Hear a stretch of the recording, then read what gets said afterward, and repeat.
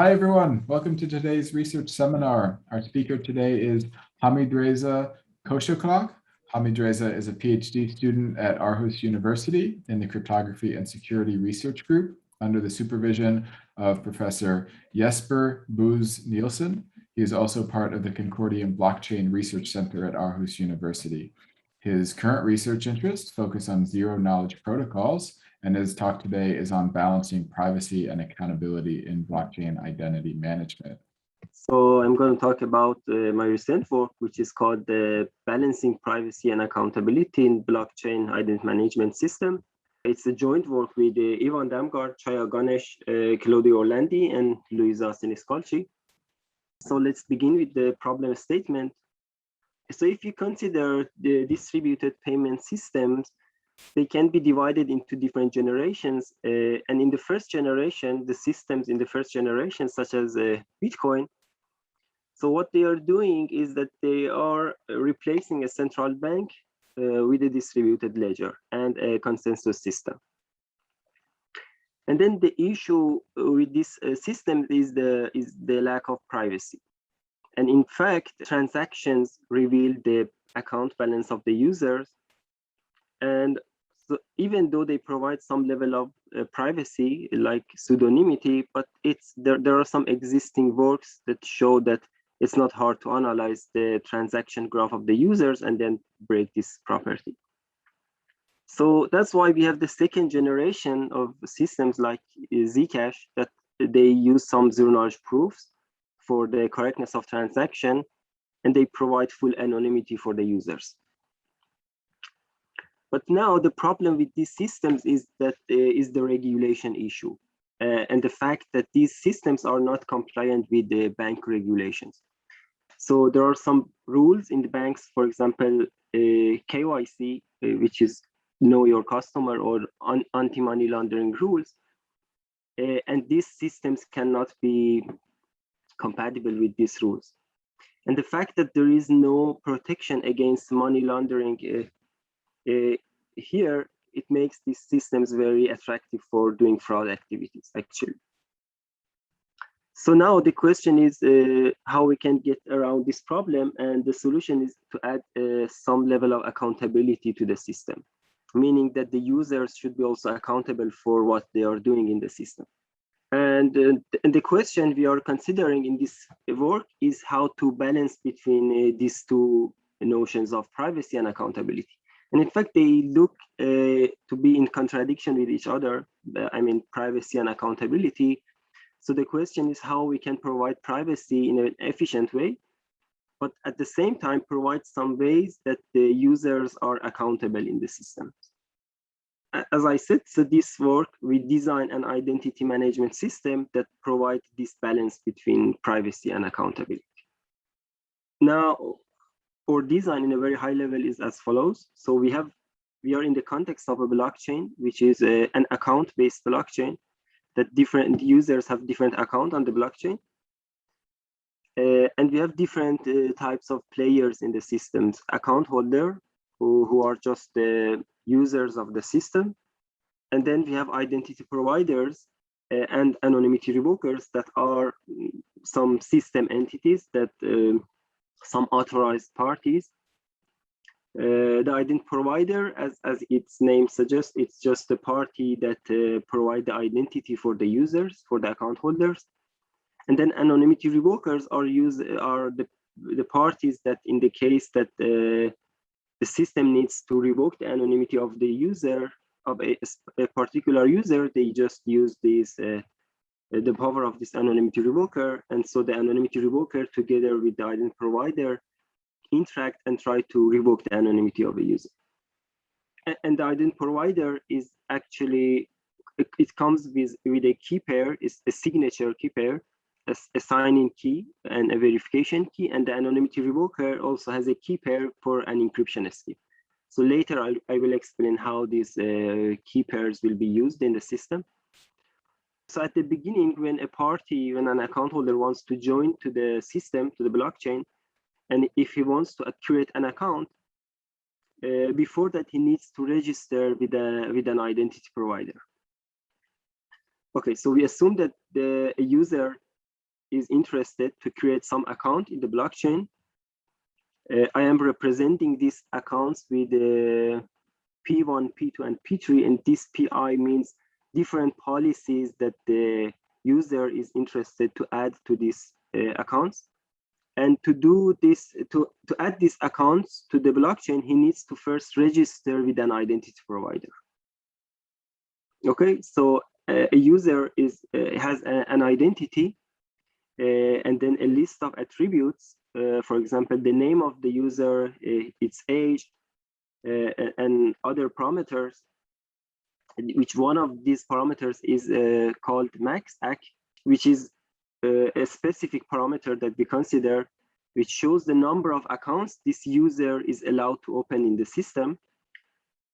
And the fact that how this parameter can be specified is it depends on the application. So for example, you can assume that the identity provider decide about how many accounts a user is allowed to open in the system, but here we assume that this parameter is fixed for a user. So it's one of the attribute list of this party.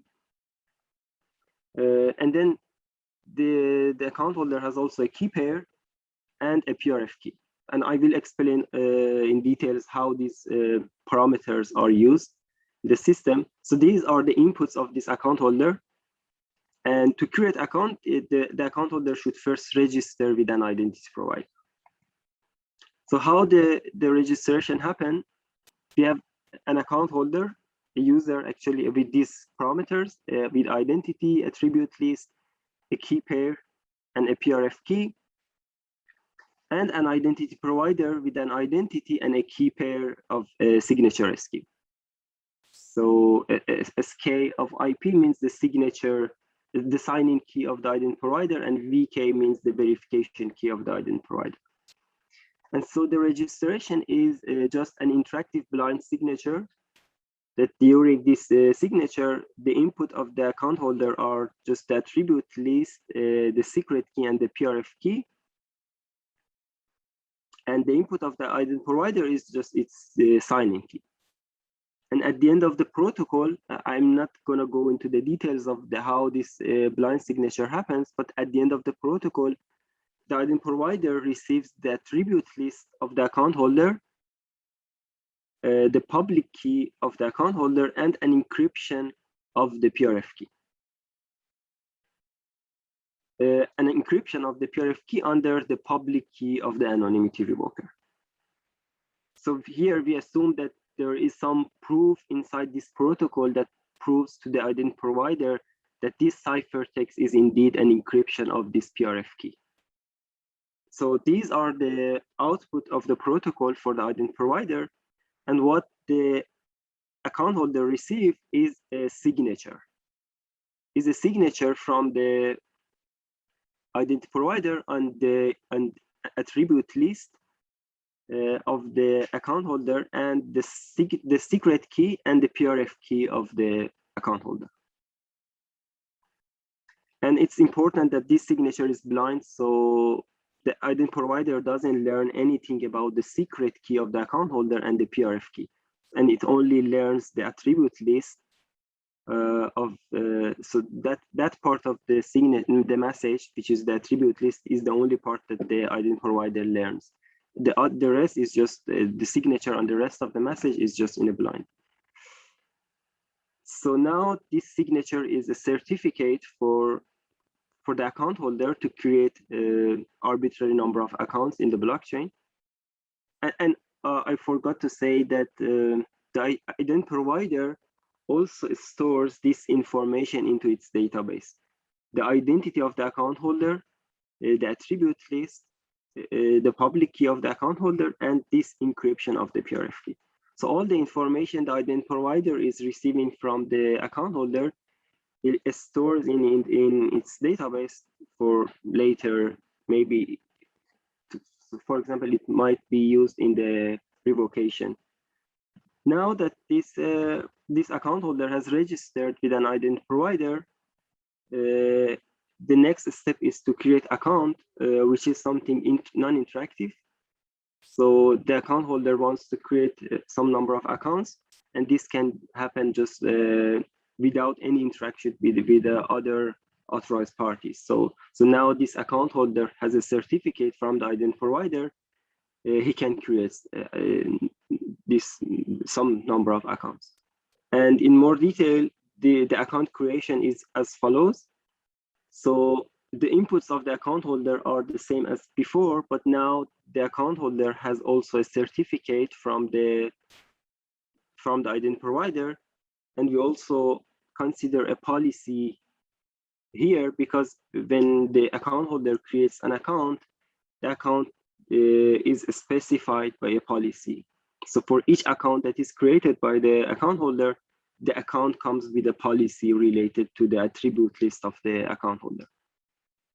So in fact, this is the only information that is revealed from the attribute list of the account holder on the blockchain.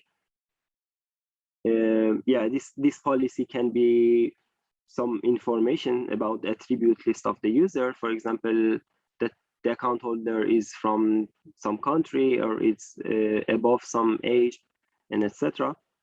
So to create an account with some policy P, the account holder first generate a key pair, which is the key pair that is used in the account. And then later, when because the account is created for some reasons in the blockchain, for example, doing some transaction, if the account owner wants to do some transaction with that account, he needs to sign the transaction, for example, with the secret key of the account. So it generates a key pair, and then he compute an encryption of his public key under the public key of the anonymity revoker. We call it EID. And then it computes the PRF of X under this PRF key K, which was signed by the identity provider in the certificate. And this is the account ID that identifies this account. And X is the X number of accounts that this party is creating. So when creating the first account holder just compute the PRF of 1 under this key K. And when creating the second account, it computes PRF of 2, and etc. And then after this computation, the account holder creates a NISIC proof for proving the knowledge of this certificate from the identity provider, and the knowledge of the secret key of the account corresponding to the public key, because the public key is something public in the account. And then part of this proof is about the correctness of the computation. So all these computations I mentioned about the computation of EID and account ID. So it proves that this computation is done correctly. And then the account holder also proves that this attribute list satisfies the policy on this account. And the fact that X is less than max ACK parameter. So because max X was the parameter that specified the number of accounts a party is allowed to open, so X should be necessarily less than max ACK. And that's how the account holder proves that, that's how we force each account holder to create less than max ACK number of account, because he's giving a NISIC proof that this X is less than max ACK.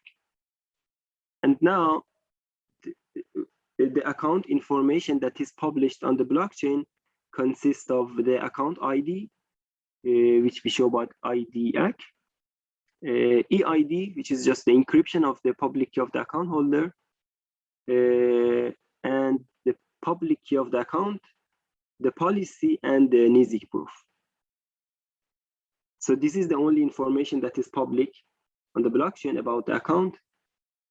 So the PRF of X, the ciphertext, which is encryption of the public key, the public key of the account, and policy, and the NISIC proof. So this was for how the construction works. And now for the security, we assume that if at some point there exists some suspicious account, then we want to have some procedure that the anonymity revoker together with the identity provider can revoke the anonymity of the account holder. So when I say that an account can be suspicious, it can be, it depends to the application, of course. But one example can be that, for example, suppose that there exist two accounts in the blockchain that they have the same account ID. So if let me go back, and if you remember, this account ID is just a PRF of X under this PRF K. So one way to cheat and create more than number of allowed. So one way to cheat and create more than the number of accounts that the account holder is allowed is to have two different account IDs, two equal account IDs. So if the user use the same account ID in two different accounts, everything works. So the NISIC proof still works, but the only way that one can catch the account holder is by looking at the blockchain and see that there exist two accounts with the same account ID. In this case, because the output of this account ID is just the PRF, so because the probability is very negligible, so the only way to do this is by cheating and using the same account ID for two different accounts. In this way, the account holder, the identity provider and anonymity revoker can revoke the anonymity by so the identity provider can look at his database, and then because this account information consists of EID, and EID is the encryption. So we are assuming that the account creation, the account information, this tuple has an account ID, which is duplicated. So we consider this account and we give the EID to the anonymity revoker. Okay. So this EID is given to the anonymity revoker, and now the anonymity revoker decrypts this EID and recover the public key of the account holder. And now, given this public key of the account holder to the identity provider, the identity provider is because the identity provider has a tuple of this information in his database. So by looking at the tuple corresponding to this public key, you can find the corresponding ID of the account holder. Okay. So this public key is given to the identity provider, and now because there exists some identity corresponding to this public key, the identity provider can reveal the identity of the account holder. So this means that the identity provider together with the anonymity revoker can recover the identity of the account holder. So now we know that there exists some suspicious account, and we reveal and we revoke the anonymity of the account holder. The next step is to see, because now we know the identity of this account holder, now we are interested to know all the accounts that are created by this account holder. Now the next protocol we have in the system is something called account tracing, which means that the anonymity revoker and identity provider together try to find all the accounts that belong to this account holder. And the idea is very simple, because the identity provider is storing this information in his database about this account holder. He just sends the ciphertext, the encryption of the PRF key, to the anonymity revoker. And now, given this ciphertext to the anonymity revoker, the anonymity revoker decrypt this ciphertext and send this PRF key to the identity provider. And now, by having this PRF key, it's easy to recover all the account IDs that might belong to this account holder. because the account IDs were just the PRF of X under this PRF key. So one thing that I think I have to mention here is that I am always talking about one single anonymity revoker, but this is too much. I think we have to trust too much to one single anonymity revoker, and that's why we, in the implementation, we replaced this anonymity revoker with a set of anonymity revokers.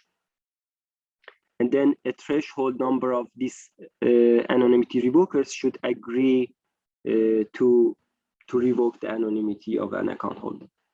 So everything I am saying here, like the encryption, will be replaced by a threshold encryption in the implementation.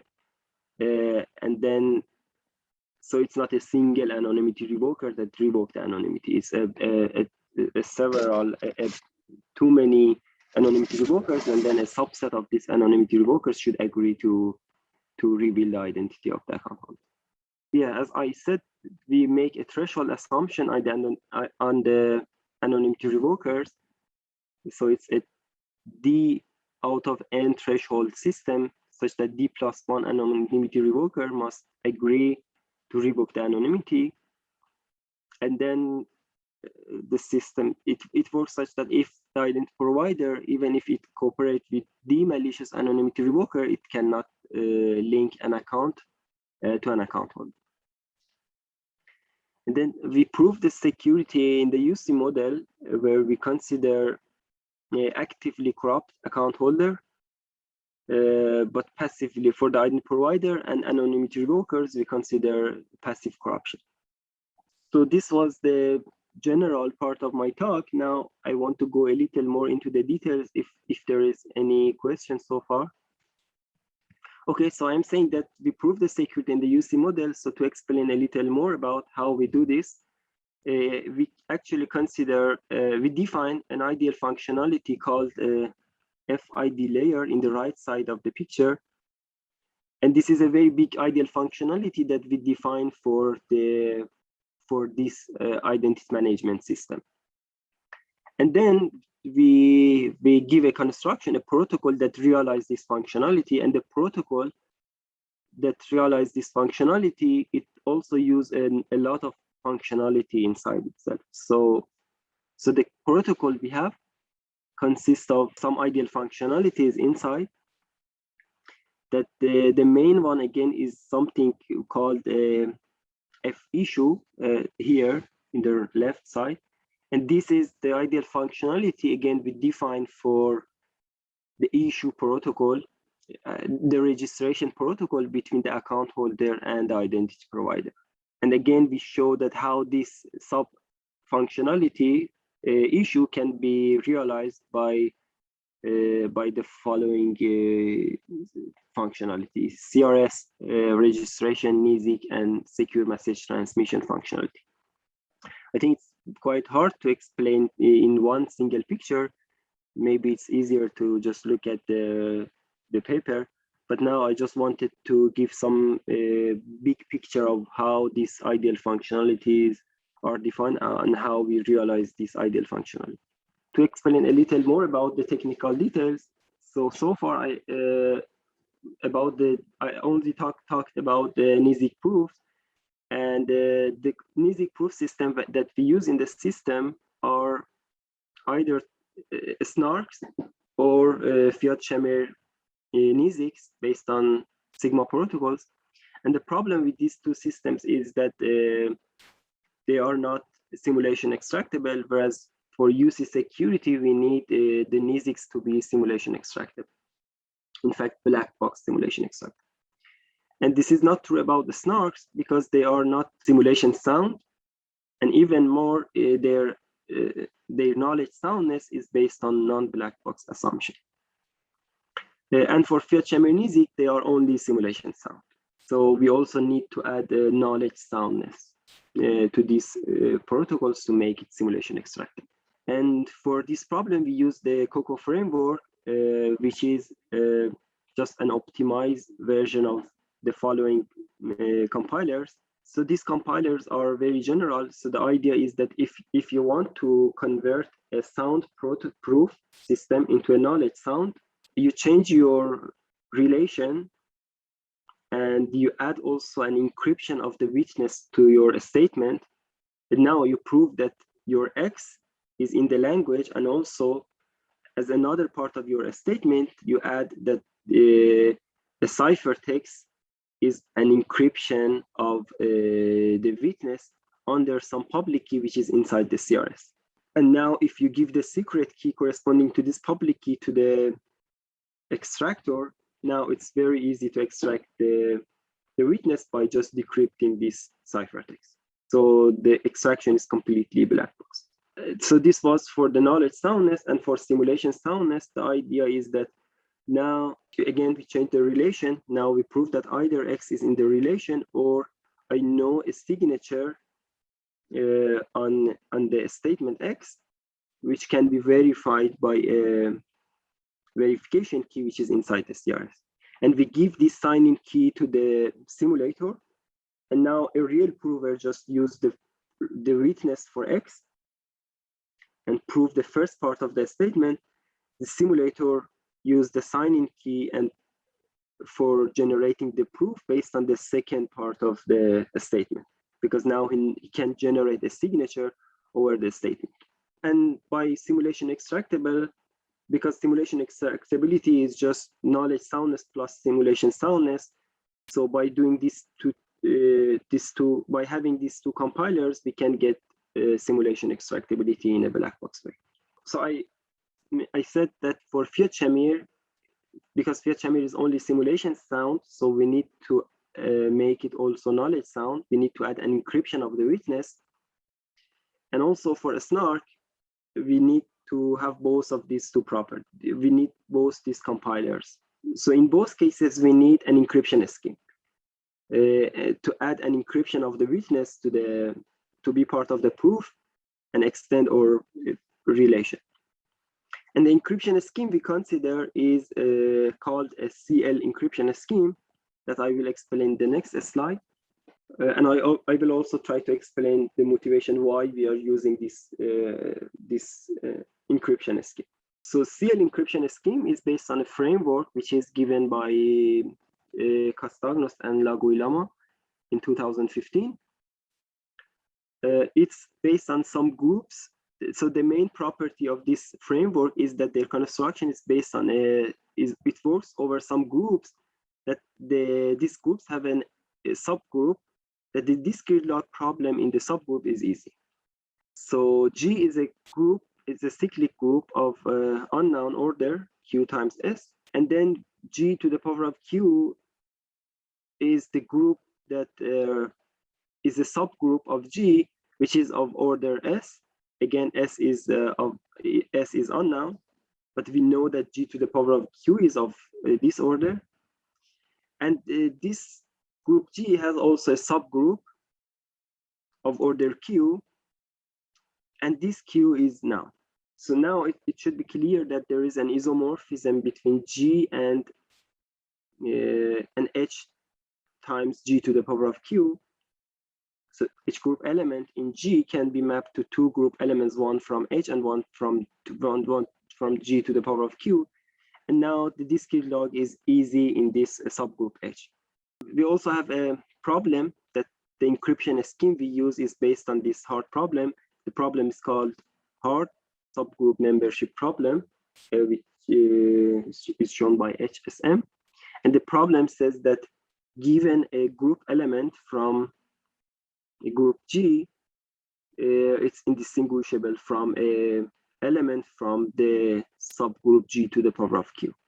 And based on this hard problem, the encryption scheme is defined in this way, that if you want to encrypt the MSHM, you just consider a group generator for the subgroup G to the power of Q. We show the subgroup as GQ.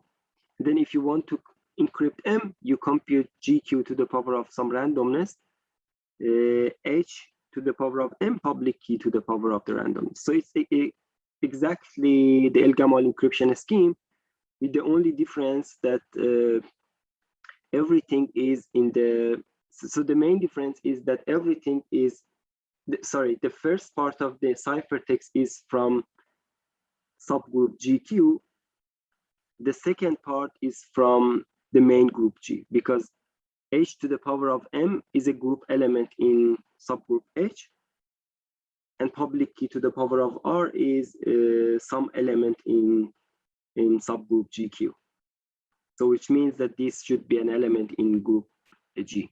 So the reason why we are using in this encryption scheme is that, so the question is why not just using El-Gamal encryption? So the reason is that because we are using this encryption scheme for two reasons. One, for this knowledge soundness that I explained in the previous slide. So in that case, we need to have an efficient extractor that is able to extract the witness efficiently. So if we use El-Gamal, then because we have a field element, and the only way to use El-Gamal, we should use a lifted El-Gamal. And then in this case, we encrypt G to the power of the witness, which is a field element. And encrypting G to the power of witness is not enough for having an efficient extractor, because then the extractor can decrypt the El-Gamal ciphertext and recover only G to the power of the witness. And then it's not necessarily efficient to recover the witness. And then another reason is that there are some other encryption schemes that encrypt some field element, and you can recover the field element efficiently. But then the problem is that they are not algebraic enough, because in our protocol, in our construction, we need an encryption scheme which is algebraic friendly, meaning that the structure of the encryption scheme is algebraic, like El-Gamal or this CL encryption scheme.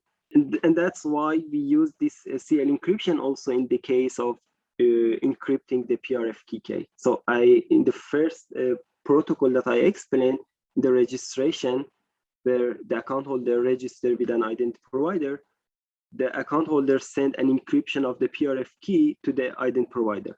And that encryption also, we use this CL encryption scheme for the same reason.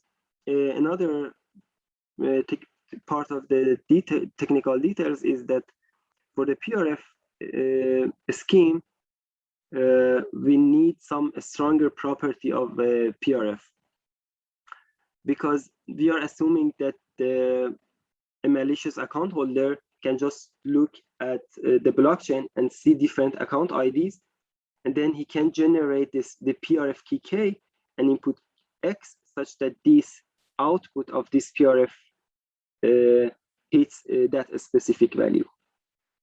So in that case, we can have two different account IDs which are equal, but one of them is generated honestly by an honest account holder, and the other one is generated by a malicious account holder. So we have to make sure that this is not possible for a malicious account holder, and this is something which is called weakly robust PRF.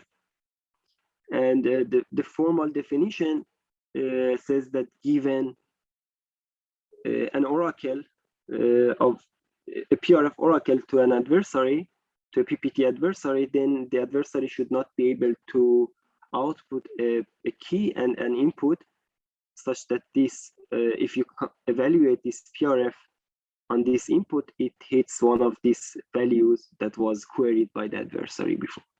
And then we instantiate this with a PRF by Dodis and Yampolsky, and we show that this PRF scheme satisfies this property. So yeah, by Dodis and Yampolsky PRF, I mean the PRF that is defined in this way, that by given an input X, you compute G to the power of 1 over K plus X. So this is the PRF, and then we prove that this is also weakly robust. And finally, the other property that we use is that we use the following types of zero-knowledge proof system in our protocol. Sigma protocols for algebraic statements that later we make them non-interactive by fiat-Shamir. And another one is SNARK, a technique that was published recently that is about SNARK on committed input for composite statement. So the reason for having this type of a snark is that some type of statements we have in the system are composite statements.